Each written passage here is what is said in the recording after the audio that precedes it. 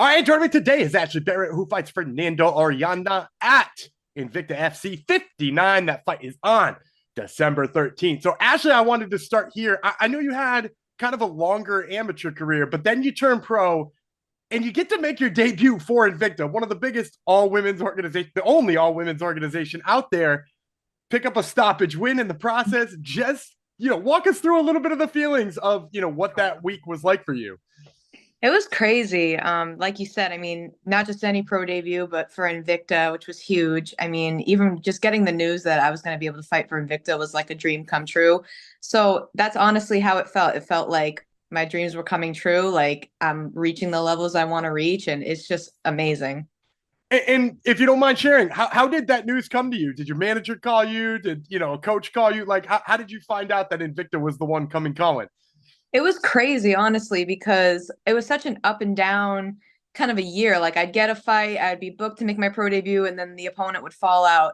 And we didn't really know when I was going to get an opponent. And then one day my coach was like, come into the gym, like there's something I got to tell you. And I didn't know what it was going to be, honestly. Like that was the last thing I was expecting. And I walked in, he was like, well, your amateur career is over. You're making your pro debut, you're going professional, and you're going professional for Invicta.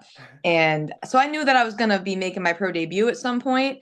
But then 3 weeks later, they asked if I wanted to be on the August card because originally it was full and I didn't think I was going to be on that card. Figured maybe the next one, but they were like, we want to add one more. So within literally like 5 weeks, I found out that I was going pro, like I was signed with Invicta. And then, do you want to fight in 3 weeks? And of course, I said yes. So it was crazy. It was honestly just like so worth all the like setbacks kind of that happened this year of, waiting to make my pro debut, knowing that it was coming, not knowing where, a lot of uncertainty, and everything just kind of fell into place at once. I love that. I love that. Now, you mentioned in there too that it was big for you because it's part of your dream. It's part of what you're hoping for. And, I know, again, like I said, you had kind of a long AMI career. Was even at the very beginning of that amateur career, this kind of always the goal, turn pro and turn this into a lifestyle? Oh yeah, ever since I first walked into the gym, I knew I wanted to go to the UFC. I want to go all the way. And I knew that Invicta was a huge stepping stone and feeder to that to get you ready for that level, to get you noticed. So many champions, female champions fought for Invicta or, were part of Invicta. So getting to this point, it's almost like I'm almost there. I'm almost at that like goal that I've been chasing for a decade now. Okay, so you said you've been chasing this for a decade, and I know you're 23 if I'm not mistaken, right? So Yeah. at 13 years old, you were telling people you were going to fight in the UFC. Pretty much. I was in the eighth grade and I was like, I remember seeing Ronda Rousey. Like, I didn't even know what MMA was. I didn't know it was a real thing. I thought it was just TV. And then I saw a video of Ronda Rousey and I did like karate as a kid and stuff like that. So I always liked martial arts, but I didn't know that I could do it at that level. And as soon as I saw that, I was like, I'm going to do that. I'm going to be a UFC fighter. And as soon as I walked in the gym, I knew it. And out of curiosity, how did your parents, your teachers, your peers, like that's not a lot of things that come out of the mouth of a 13-year-old girl. So like, what was the reaction like around you? My parents were like so on board with it. They loved it. I mean, my mom was like, "Yeah, that's awesome. Like, let's try to find a gym and, get you signed up." And I had done karate and stuff like that as a kid, so it's not like I had never, been hit or never done any form of martial arts and was just kind of like, "Hey, like let's do MMA." And the first class I ever did was like a cardio kickboxing class. So my mom actually was like going with me and taking classes with me. And then, obviously I started to progress and get, more advanced and be there more. But my family was so on board with it and, they love it. That's awesome. That's great to have that kind of support. Now, Yeah. you've mentioned a couple of times kickboxing, karate kind of being your base, but at the same time, like from what we've seen from your late amateur fights or your first professional fight, it's a lot of the groundwork. It's a lot of being, the hammer to people's nails. It's a lot of ground and pound and submission. So, what sort of was that transition for you? Is it just something that you took to really easily when you started doing the rest of the martial arts?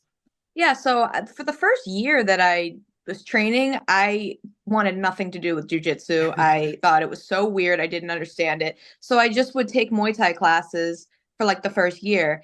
And then, I started to do jujitsu, did a couple jujitsu tournaments, did pretty good. And my teammates were like, and at this point I was in high school, and my teammates were like, look, if you want to get better on the ground, you need to join your wrestling team. And I wanted no part of that. I thought it was weird. I was like, I don't want to be the only girl. What are people going to think? But eventually I joined my high school's wrestling team and then did like some off-season wrestling with another club. And that just took my game to the next level. It made me so much more well-rounded. It was like I had an extra tool, like an advantage over everyone. And it kind of just started to tie everything together. And I've been really dominant with it ever since. I love that. I love that. Now, let's talk a little bit about this upcoming fight, too, because you've got kind of a fun matchup here in Fernanda Orellana. So tell me a little bit, when they did offer you this as being your second fight, your second pro fight, what were your thoughts on her as the opponent? I was really happy. I thought it was perfect because I had seen her on the, I think, September Invicta card. And I remember watching that fight and being like, I'll fight either one of these girls right now. Like, give me either one of these girls. Either one of these would be a great fight for me. And so when they offered that, I was like, this is perfect. This is someone I've had my eye on. Like, I've been, staying ready since my last fight. So I think it's great. I think, it's a great fight for me. It's a great matchup. And is there anything in particular that you like stylistically about it? Do you feel like there's a spot where you have a particularly large advantage? Well, she, in her last fight that we saw for Invicta, she was, against the wall a lot and she had some good defense. Obviously, in my last fight, went up to the cage and then took it down from there and finished it. So, I think that she might be a little bit more of a challenge, definitely more of a challenge than my last opponent. But I think that that's going to be really strong for me. I think I'm going to be able to get the takedown, be able to, get her against the cage. She kind of puts herself there. I think I'm the better fighter in kind of all areas. I think she's good and she's skilled, but I just think that I have more of an advantage in all areas. Well, I'm going to get your prediction on it in a second because that's how I like to end these things. But before I do, I also have to ask you in general, you like you said, Ronda Rousey being a big influence for you. I know to a lot of like young women that Megan Anderson is also another one of those. So, you get to step into the cage, you get to do the interview with her afterwards and possibly again this upcoming Saturday. So what is it like, interacting with people that, a lot of people consider their heroes? It's crazy. I mean, you'll just be walking around the hotel and you see Jennifer Maya because she's fighting on this card. You see Meg Anderson. You see people that you've only ever seen on TV, and now you're like face to face with them. It's crazy. It's like you feel a little starstruck, honestly, because obviously, like these are people you look up to. But then you kind of realize that like now, like they're just people. They're doing the same thing as you. But it's really cool to know that like I'm at that level where I'm seeing these people, and I'm like kind of one of them now, which is awesome.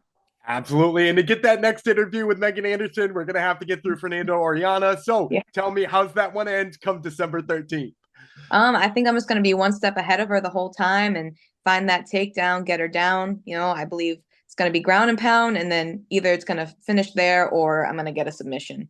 All right. Well, you heard it here first, folks. This has been Ashley Barrett, who fights Fernanda Orellana at Invicta FC 59. That fight, once again, December 13th. Ashley, thank you so much for the time. I really appreciate it. Thanks for having me.